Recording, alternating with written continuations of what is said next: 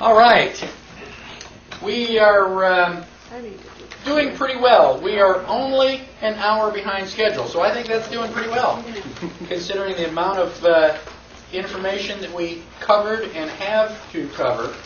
I'm going to try to keep up my pace so that we can formally finish at 6 o'clock, because there are probably people that have got to leave. But once we get to 6 o'clock, we'll take a break, and then we will just continue and go into... If you have questions that you want to talk about something more in depth, let me know, and I will certainly do that. Page 22. I figured by this time the seriousness factor is a little bit high, and so I've attempted to interject a little bit of humor for comic relief. I have inserted something called a Bill of No Rights, which I've downloaded off the internet, and you've got a website there. I am not responsible for it. I only wish that I were. But the preamble to this Bill of No Rights says, "We, the sensible of the United States, in an attempt to help everyone get along, restore some semblance of justice, avoid any more riots, keep our nation safe, promote positive behavior, and secure the blessings of debt-free liberty to ourselves and our great-great-great-great-grandchildren, hereby try one more time to ordain and establish some common sense guidelines for the terminally whiny, guilt-ridden, delusional, and other liberal, commie, pinko bedwetters." And so it goes on to say what you do not have a right to. You do not have a right to be free from harm. If you stick a screwdriver in your eye, learn to be more careful. Okay? Do not expect the tool manufacturer to make you and all of your relatives independently wealthy, etc. So you can read that. I think that it's very humorous, and sadly enough, you probably ought to post that for some people. You know. Now, the first 10 amendments are special. They identify unalienable rights, and although Congress may go through the motion of amending them or eliminating them, they may as well just go ahead and shred the whole Bill of Rights. They can do that too, but it doesn't make it valid.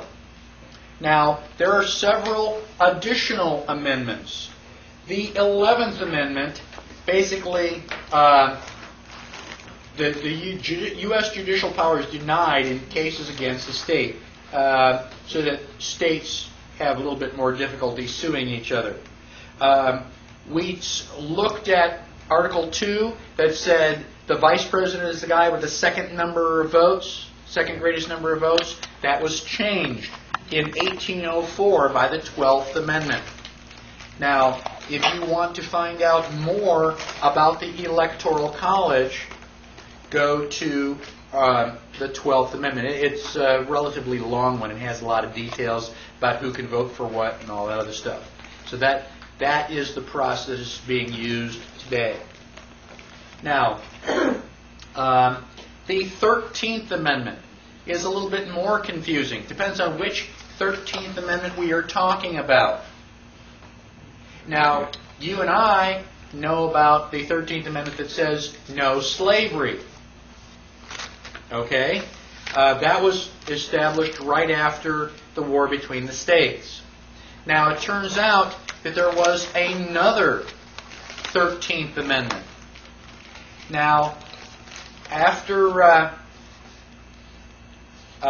George Washington was president, John Adams became president. While John Adams was president, the U.S. Congress secretly voted to give England about 60 or 600,000 pounds of gold. Now, I don't know if that was physical pounds or British sterling pounds, but it was a lot of gold. I thought, we won the Revolutionary War. Why are we paying England all this gold? Why are Congress giving all this money in secret?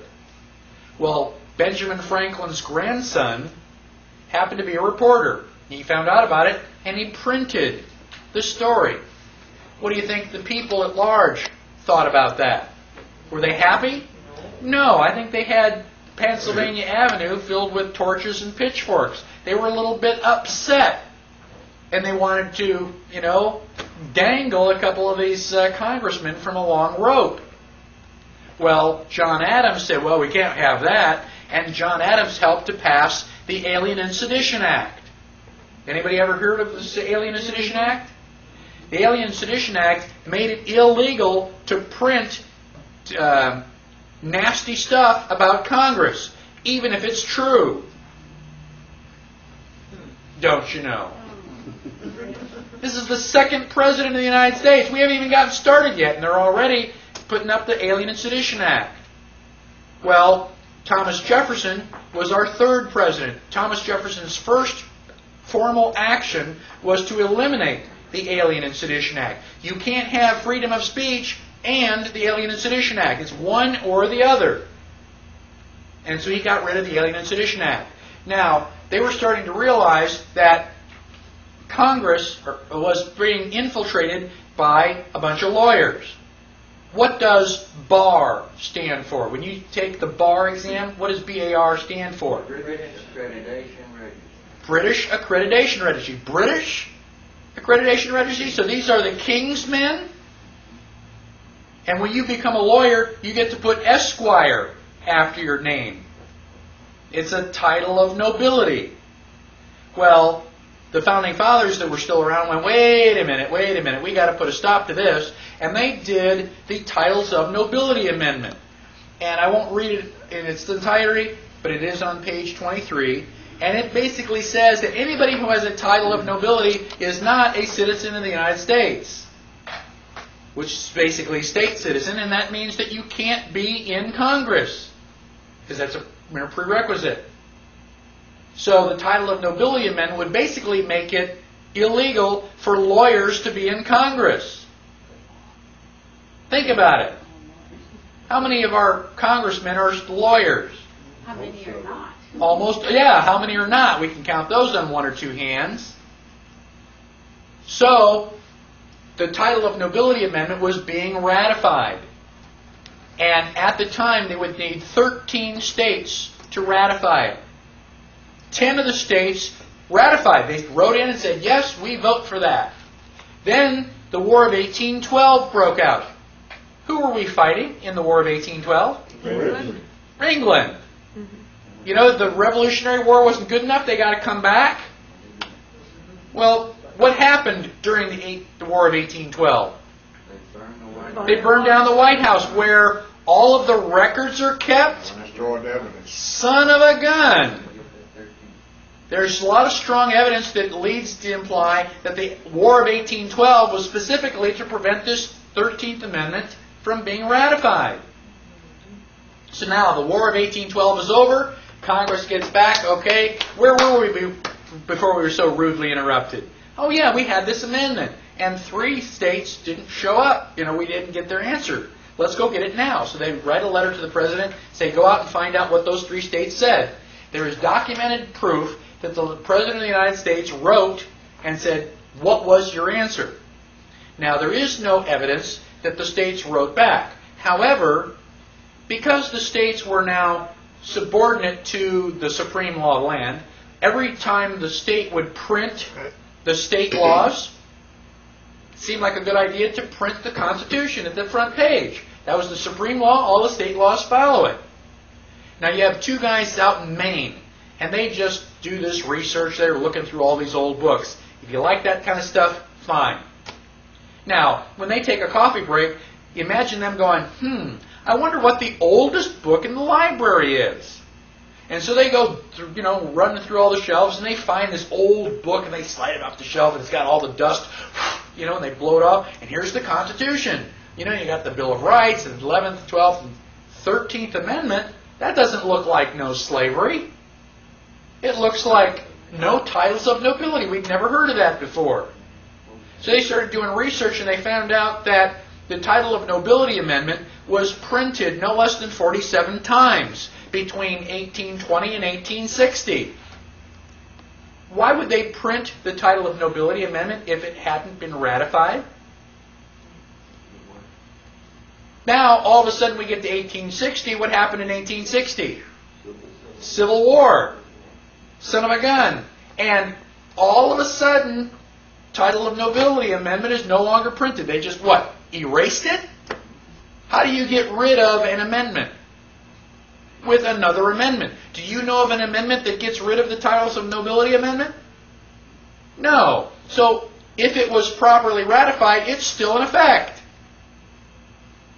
And if it wasn't properly ratified, we can finish it. Imagine what would happen if we ratified the title of nobility amendment. Now, we could all go to Washington, D.C., wave bye-bye to all the lawyers. Wouldn't that be great? So, now, I'm not saying whether the titles of nobility amendment was properly ratified. I wasn't there. But I've given you two websites. Well, first of all, a little paragraph that says, yes, the titles of nobility amendment was properly ratified, and another paragraph that suggests, well, maybe it wasn't. Trying to be open-minded here. And then in back, I've got several websites that will determine what page is that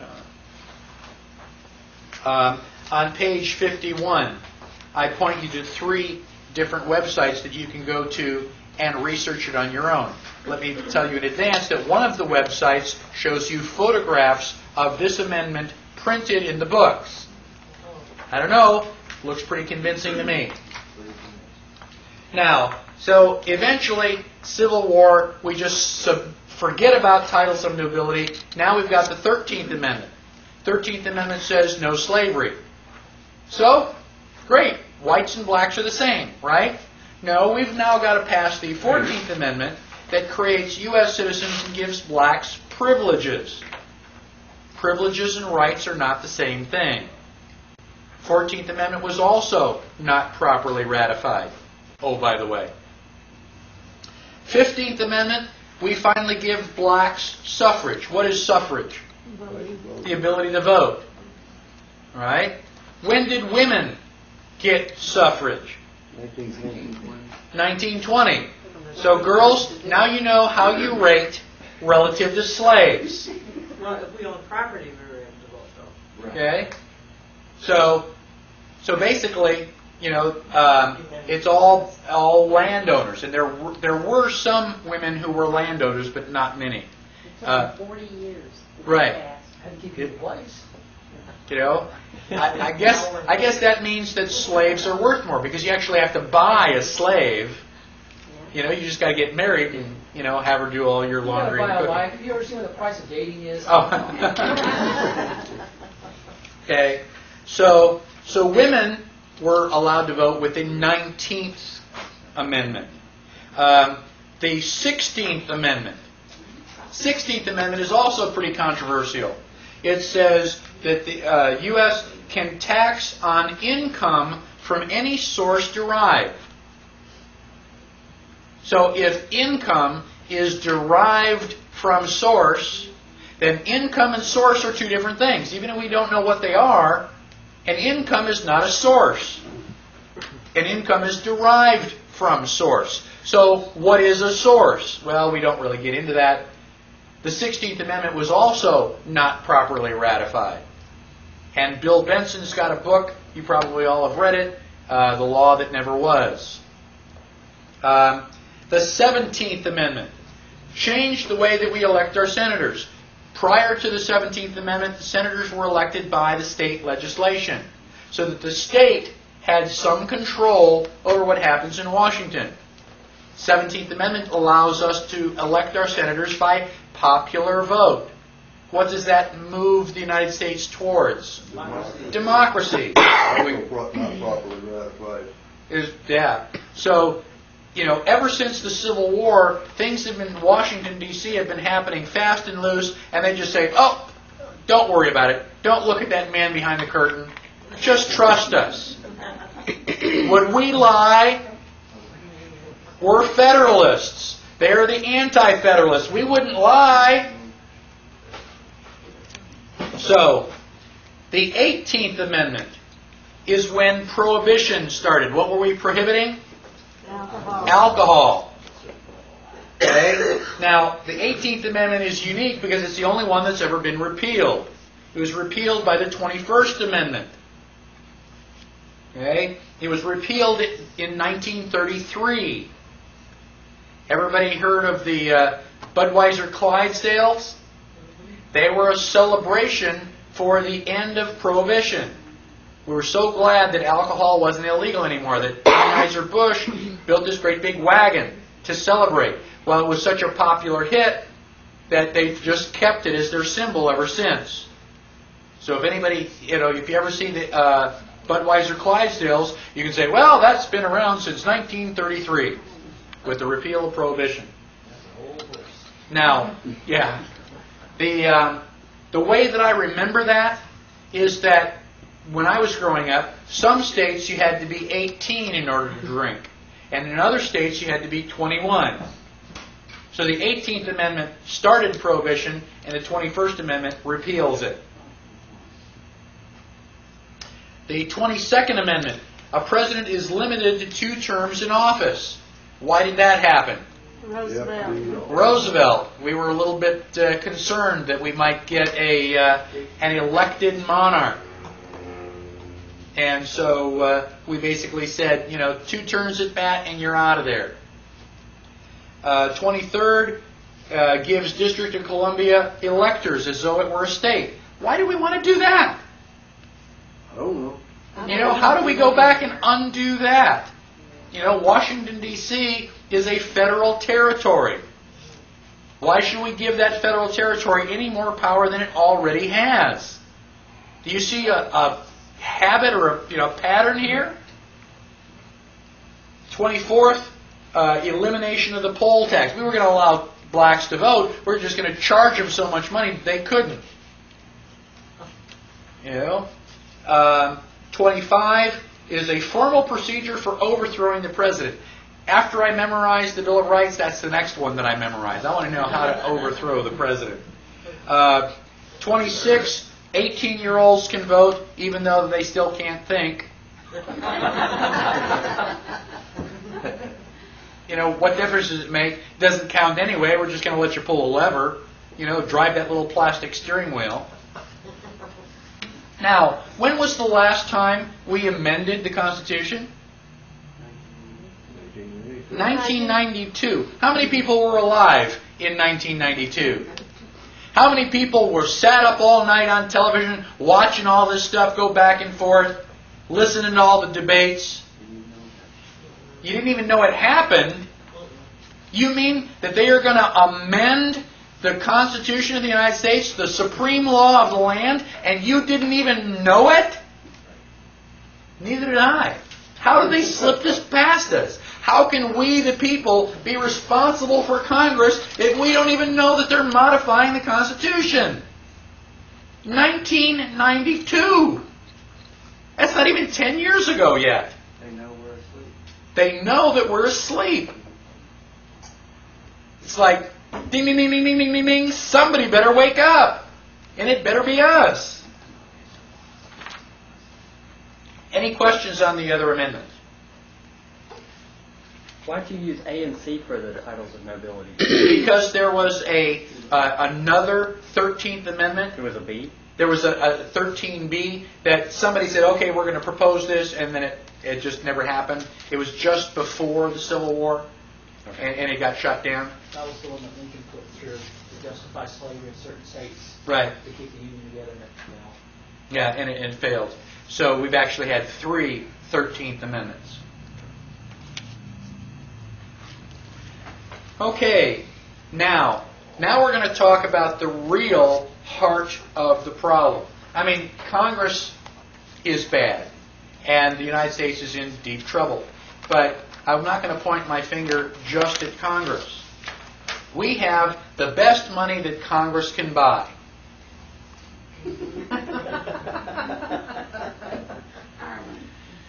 Sigh.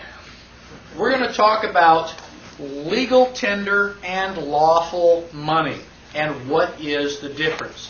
The real problem is the economy. That's how the Constitution got started. They sent our guys to Philadelphia because the economy was bad. They were suffering from inflation. Some things, just never change. Now, let's talk about gold and silver. Why are gold and silver used as money? Around the world, not just in the United States. They're valuable. They are valuable. They have an intrinsic value. If you don't like coins, you can melt this down and make silverware. They don't rust and rot. That's where the term came from. Now, not everybody had silverware because silver is, kind of hard to come by.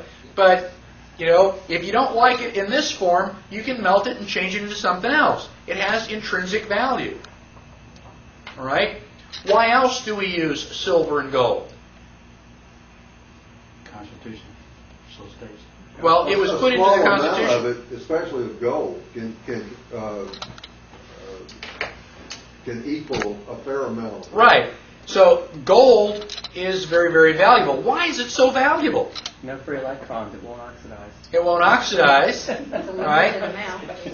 How much gold is there? There's a limited amount. There's a limited amount. Can gold inflate? Can we just go out and just, start spitting out more gold? No. If you want more gold, what do you have to do? You got to go and dig it up. And it's hard work. And so you can spend, 10 or 15 years of your life and end up with this little ball of gold. Okay, you worked hard for it. You deserve it. Is it that ounce of gold going to inflate the economy? No. So the fact that there is a limited amount of gold and silver is a primary reason that countries all over use this as a medium of exchange. Now, when they had these goldsmiths, what you would do is, you want to buy my apple. You give me this, this gold coin. Well, there is one disadvantage to gold and silver. 10,000 apples. You try carrying this around in your pocket. If I don't have a belt on, I'm gonna lose my shorts. It's heavy. And not only that, if I'm walking around and this stuff is jingling around, everybody knows I've got it. And they can either cut my throat or cut my purse, and take it from me. So it does have a disadvantage. So one of the things that we used to do is take your money to the goldsmith. One, he would punch it into coins for you and make them all the same. And then he also had a great big lock box. So you can say, well, I want to just leave my gold here where it's safe, and the goldsmith would give you a receipt for it. Kind of like Chinese laundry. You bring back the receipt, we'll give you your gold. No ticky, no washi. So we get your receipt. So now I want to buy your gold, or you buy your apple. I can say, don't go away. And I can run down to the goldsmith, give him my receipt, get the gold, come back and say, okay, here's the gold, you give me the apple. Well, what are you going to do with it? You don't want to keep it around, so you run down and give it to the goldsmith, and he gives you the receipt. Well, gosh, that's a whole lot of running around. If I've already got my gold receipt, can I give you the gold receipt, you give me the apple? Yeah, you're going to end up with it in 5 minutes anyway. It's a lot easier to carry paper. You just put it in your pocket or your wallet. It doesn't weigh as much, and it works the same way. You want the gold, you can go and pick it up. Now, the guy who's holding all the gold goes, wow, this is a real bummer. I've got 1,000 gold coins, and people only come in and collect like 100 of them at any one time. So only about 10% of the people who have gold here ever ask for it back. Everybody's using these gold receipts.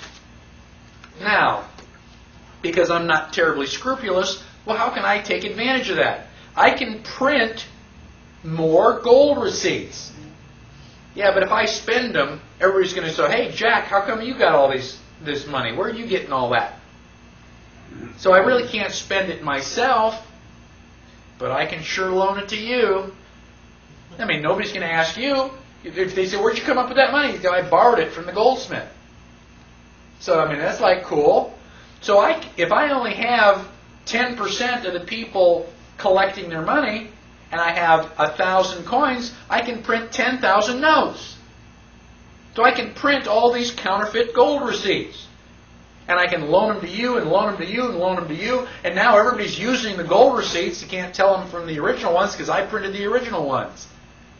And now 10% of those people, 10% of the $10,000 are going to come in and collect their gold. And I've got the 1,000 pieces of gold that I need.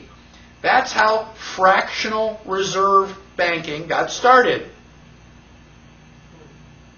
I'm basically counterfeiting money legally. So now this is a really great setup. I can counterfeit this money, I can loan it to you, and now when you borrow money from me, you've got to pay me back in interest. And I'm going to ask for the interest in gold.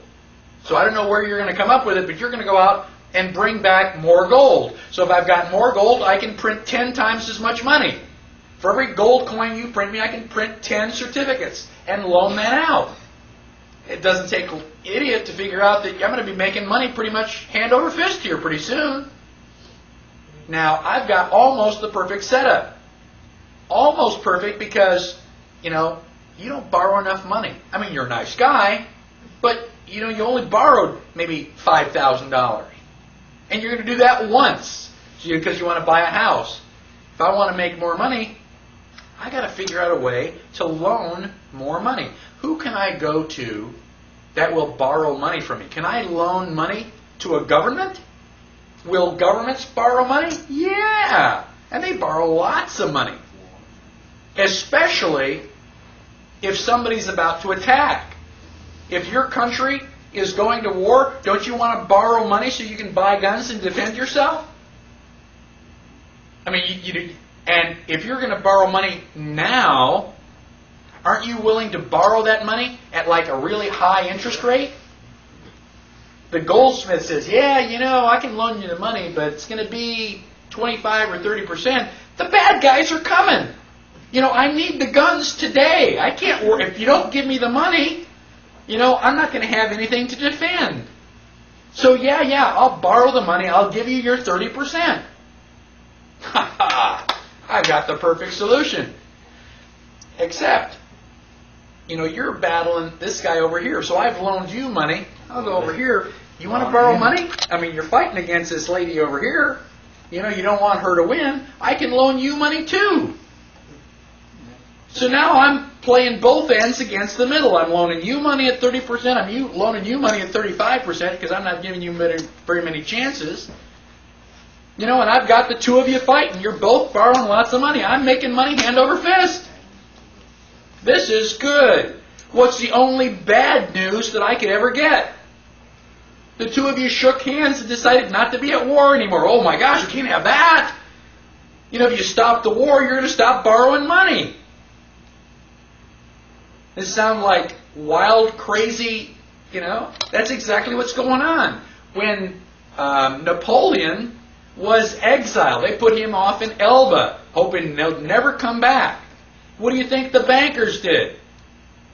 Hey, Napoleon, you want to come back and kick some butt? Why do you think we had the Louisiana Purchase? Because Napoleon needed money. He said, yeah, I'll give you that entire Louisiana Purchase. You can have all of France's land. I need money because I got to come back and kick some butt. And he was also borrowing money from the bankers. So we got here, we are the United States. We are printing our own money. Oh my gosh, we can't have any of that. We don't have any control. If you're making your own money, how can we loan you money? So all through the history of the United States, they've been trying to set up a central bank. Alexander Hamilton was the guy who was trying to get it started. And he did. They called it the First Bank of the United States.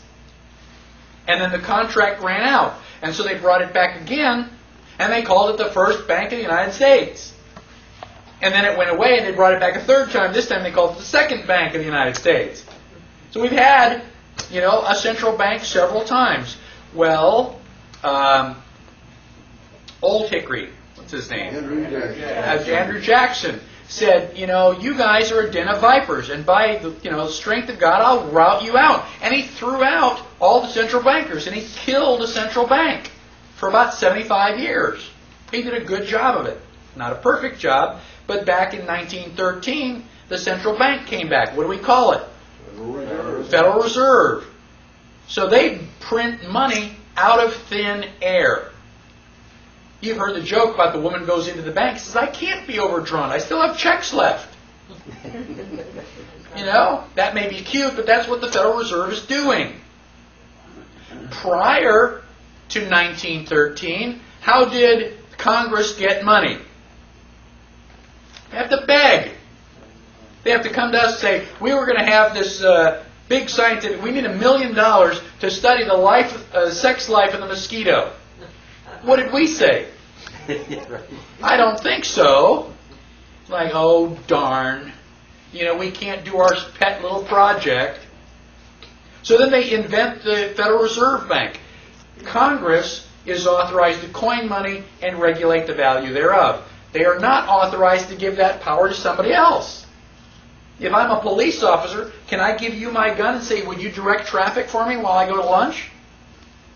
Can I give you that authority? No, because I can't give you the responsibility that goes with it. We give Congress the responsibility to coin money. We did not give them the authority to give it to somebody else.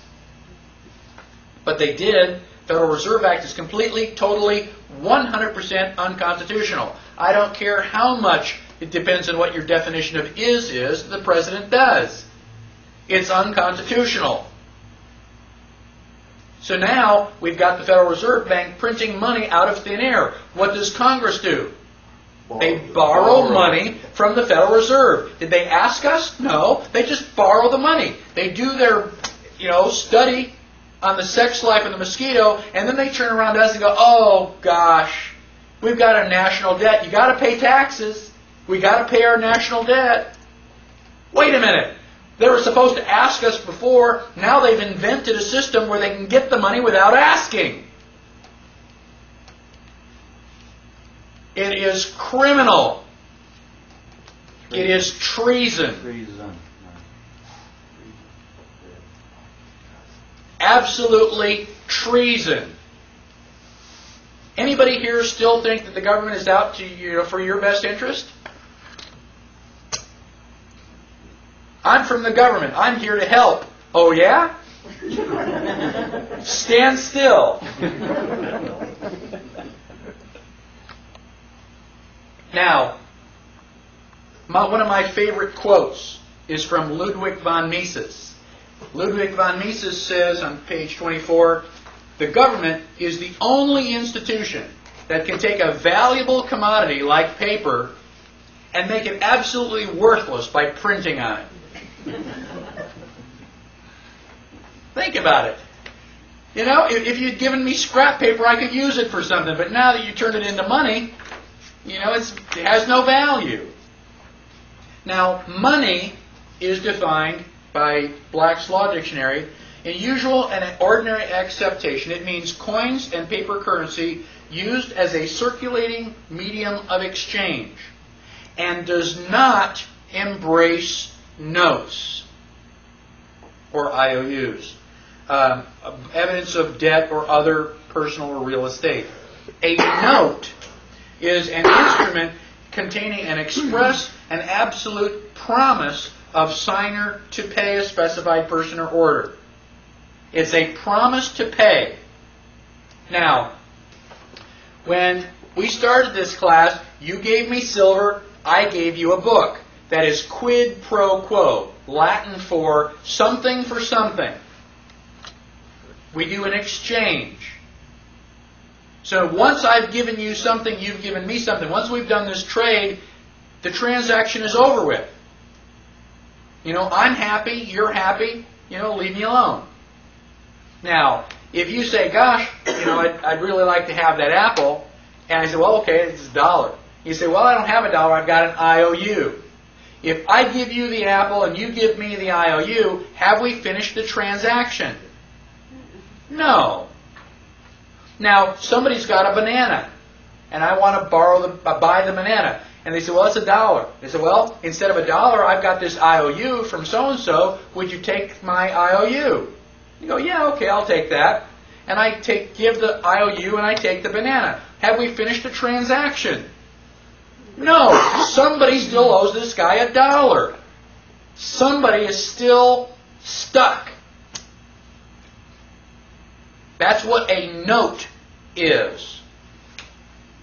At the top of the dollar, it says Federal Reserve Note. These are official IOUs that are absolutely, totally worthless. Now, they are not the same as this. This is a silver certificate. At the top, it says silver certificate. And at the bottom, it says $1 in silver payable to the bearer on demand. So you could used to be able to take one of these into the bank, and they would give you silver. And I'm not talking about the bus tokens that we use. I mean, if you listen to these things drop on the floor, they sound hollow. Doesn't sound anything like silver. So, basically, this is real money because it can be converted into gold or silver. This is a Federal Reserve note, and it happens to be worth whatever Alan Greenspan says it's worth. It is fiat paper. Now, what I want to do, has anybody not seen silver certificates? I'm willing to pass these around. You're youngster. I want them back. Now, are they just a collector's item, or are they still considered? I mean, No, this will no, you- always be legal tender, right? You can spend that. Like it's $1. You know, you could spend it like it's $1, but it's worth a whole lot more. I mean, I've got those in plastic. I won't spend it, and I'll give you dollars, but I want that one back. I Why have not? it rolled up in my I meant legally, can it be? Yes, legally you can spend it. Now you're not going to find those in circulation because there are a couple 100,000 of us that know the difference, and we'll snatch those out of circulation faster. That's rolled up in You How know, about a $2 bill? It doesn't say either. what's that? $2 bill. It doesn't say silver certificate or. Right. I have to check I have a $2 note. I haven't checked that. There were some older $2 bills. Right. A long time ago. that you could read. Okay. Now, It might be the one Kennedy issued. That's in there. okay. Now, negotiable. I'll give you $2,000 for that. $2,000 for what? What is For that? one of your silver certificates. Oh, $2,000 bill. yeah. Well, you want to take that? How about this million? Yeah. Now, negotiable means that we can negotiate about it. If I've got a pile of silver and you've got something that you're going to say, well, how much is it? And we can negotiate. Okay? You can decide whether you want to take it or not. Non-negotiable means you don't have a choice. It cannot be transferred. Not capable of passing title or property by endorsement or delivery. This was the question that you had earlier. If I take your apple and I give you this silver, I'm basically transferring property. This is now your property. The note cannot transfer property. It's just an instrument of debt. It's basically a tally system. You do not own this dollar, even if it's in your wallet. Who owns this dollar? Federal Reserve. The Federal Reserve. It's got a serial number on it and everything. So this is their money. If you go to Avis and you want to borrow one of their cars, you take their car, drive it around for a week, fill it up with gas, bring it back. It's still their car. They're going to charge you money for borrowing it? Yes, that's known as an excise. Rent on the car. The 16th Amendment, the Supreme Court has determined that the 16th Amendment confers no new power of taxation on the Congress. Congress can't do anything now that it couldn't already do before the 16th Amendment. The Supreme Court says all the 16th Amendment does is to establish the income tax as an excise, which means that you are paying rent for using their property.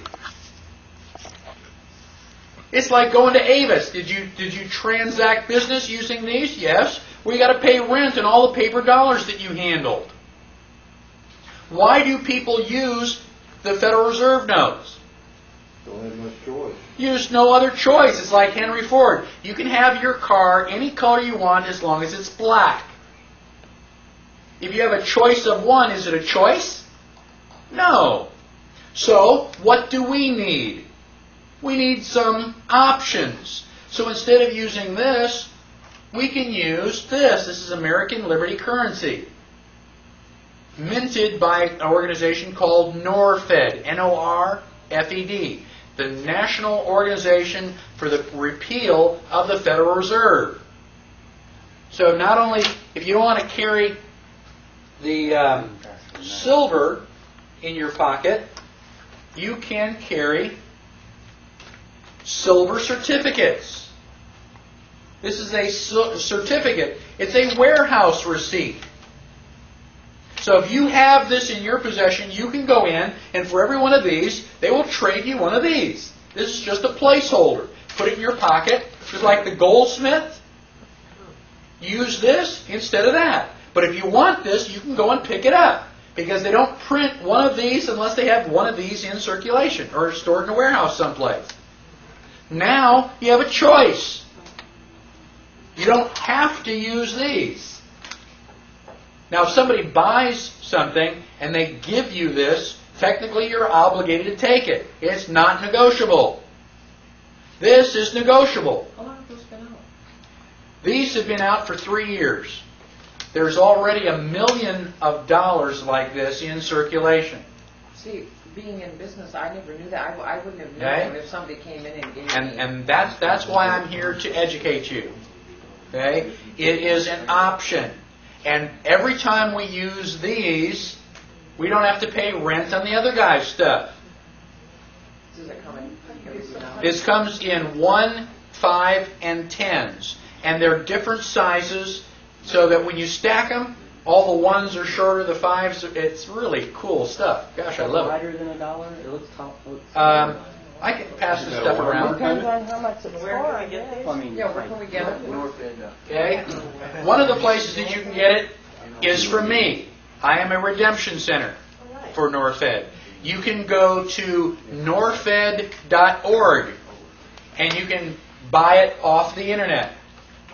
And basically, in the back of your book, in the handouts, it is like the second or third item. Okay, I've got a little flyer for the NorFed, and it explains what it is, what it looks like. It is perfectly legal. We are not violating any laws. So for those of you that don't want to go to jail for not having a driver's license, or go to jail for not paying your taxes, this is something that you can do, which is non-threatening, it's not legal, and you are helping to restore the republic. You said it's not legal. It is legal. It is legal. It's not illegal. It's not illegal. Do the merchants accept it? Some do. You negotiate.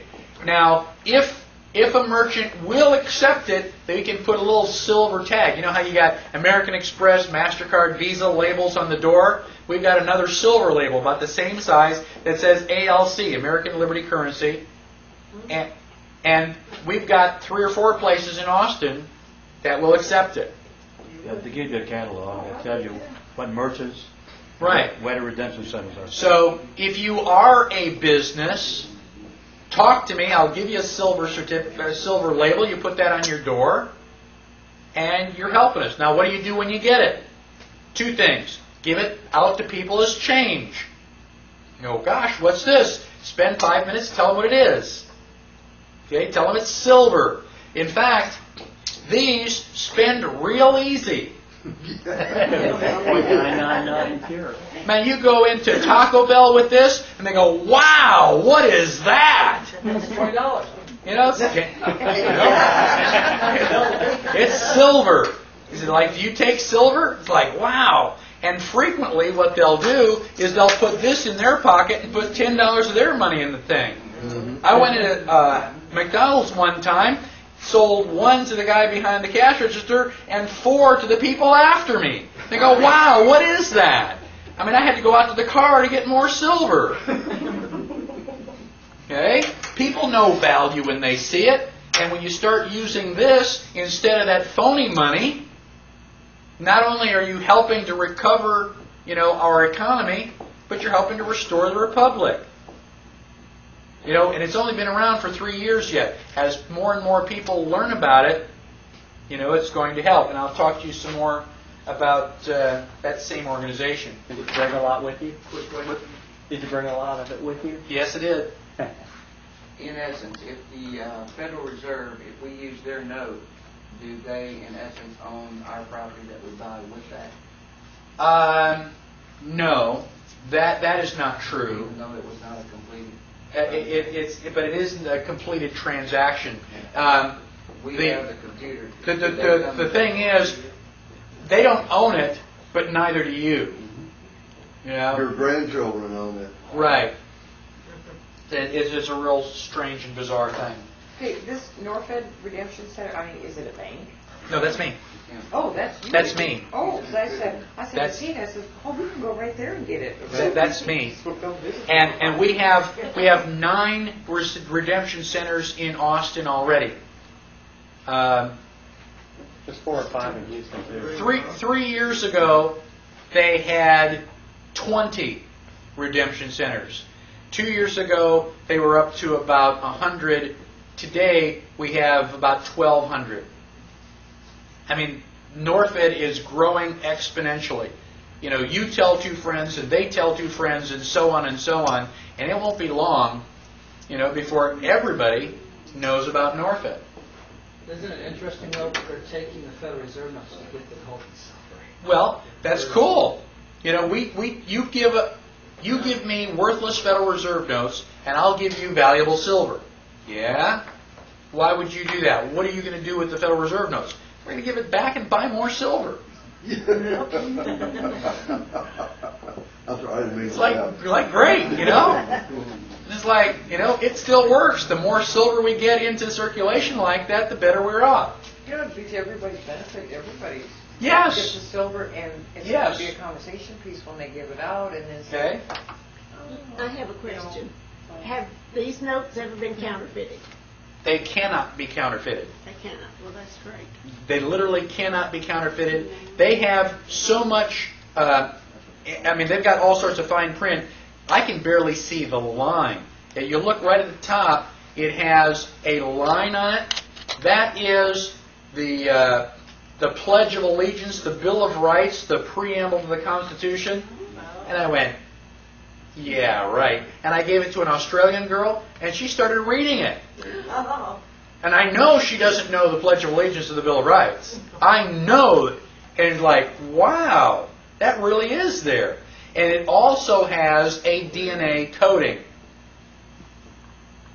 So when you have one of these, we can check it against that DNA coding to find out if it is really, what it Are you saying really coding COD or coding COAT? COAT. Okay. Well, both. Well, Now, the Federal Reserve Bank started in 1913, the same year that the 16th Amendment was purportedly ratified, and the same year that the IRS came into existence. What a coincidence. I've always been so amazed that all of the famous people were born on holidays. What are the chances of that? So, now, let's talk a little bit about economy. All you need to know about economy is the law of supply and demand. If there's a lot of it, the price is going to be really cheap. How much are you going to spend for cow patties? Probably not a whole lot. If I want some, I'll just go out back to the back 40 and pick some up. Gold. How much is that worth? Well, a lot, because there isn't very much around. Now, the same thing is true about peaches. If I'm a peach farmer and I got 1 million peaches, and I sell my 1 million peaches this year, let's say I sell them at 25 cents a piece. Next year, I try to grow peaches, and I've got rain and frost and all sorts of weather problems, and I only have 500,000 peaches. How much are peaches going to be at the market? About 50 cents. The price is going to go up. So you've got good years and bad years. You know, this is called market flow. And if people decide they don't want peaches anymore, then the price is going to go down. This is a normal, healthy economy. It's a free market economy. The people set the price based on what they're willing to pay. Now, we got the Federal Reserve that comes in and says, hey, this bad years, good years, bad years, good years, that's got to stop. We want to have just like a smooth, steady, flow. So we're going to set up the Federal Reserve so that we eliminate inflation and deflation. Oh, really? Okay. So what happened in 1929? The stock market crash. I thought the Federal Reserve was supposed to fix that. I thought it was supposed to prevent that. Ugh.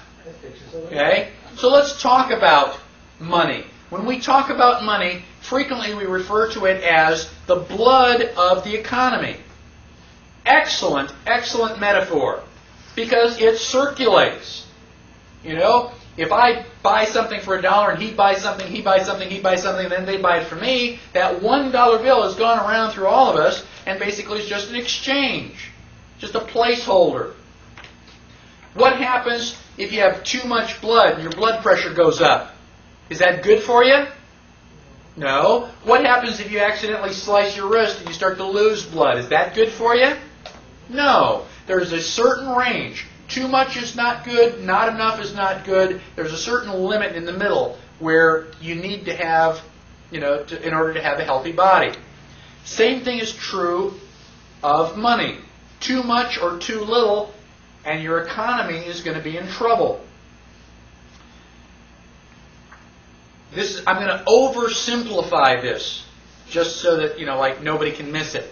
Let us pretend for the next 10 minutes that the only thing to buy or sell in the United States are bales of hay. Everything else you just kind of grow yourself. The only thing we're going to buy or sell are bales of hay. There are exactly 1 million bales of hay. There are also exactly 1 million paper dollars. How much is a bale of hay? $1. The dollar is worthless. It's just a representation of the bale of hay. So I've got my 100 bales of hay. But I've only got 1 cow. There's no way that my cow can eat all that hay before it goes, rotten.